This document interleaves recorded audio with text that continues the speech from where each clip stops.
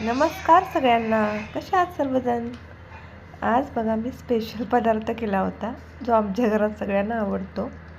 तर बघा इथे मी पातेल्यामध्ये तेल टाकून कढीपत्ता टाकला आहे आणि इथे एक वाटण बनवलं आहे. त्या वाटणामध्ये मी आत्ता टायटल दिले होते लसूण, खोबरं, कोथिंबीर आणि जिरा असं ते वाटण आहे. वाटण मस्तपैकी तेलामध्ये परतून घ्यायचं. हे बघा, हळद टाकली आहे थोडीशी, थोडंसं आपला घरगुती मसाला पण टाकायचा, कांदा लसूण मसाला किंवा जो काही आपला असेल तो टाकायचा. छान परतून घ्यायचं. ते साईडला मी गरम पाणी करायला ठेवलं होतं. ते गरम पाणी या फोडणीमध्ये टाकायचं आहे आपल्याला.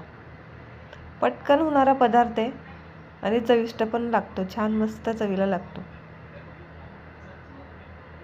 हे मीठ टाकायचं थोडंसं आपल्या चवीनुसार.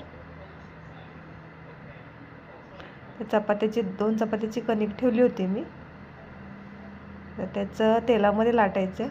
पीठ लावायचं नाही बिलकुल, नाही तर ते मग तेलामध्ये जर लाटलं तर ते एकमेकांना चिकटत नाहीत आणि उकळी आल्यानंतर हे आपल्याला टाकायचं तेलामध्ये. ह्याला चकुल्या म्हणतात. तुमच्या भागामध्ये काय म्हणतात ते मला नक्की कमेंट करून सांगा.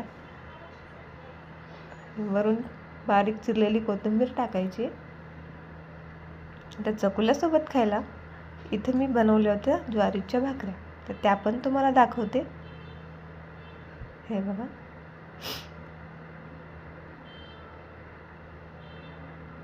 मला तर ज्वारीच्या भाकरीसोबत आवडते, पण चपात्या आणि भातासोबत सुद्धा खूप छान लागतात. हे बघा, मस्तपैकी भाकरी थापून घेतली आहे मी. तवा गरम करायला ठेवला आहे साईडला, त्यामध्ये टाकून घ्यायची.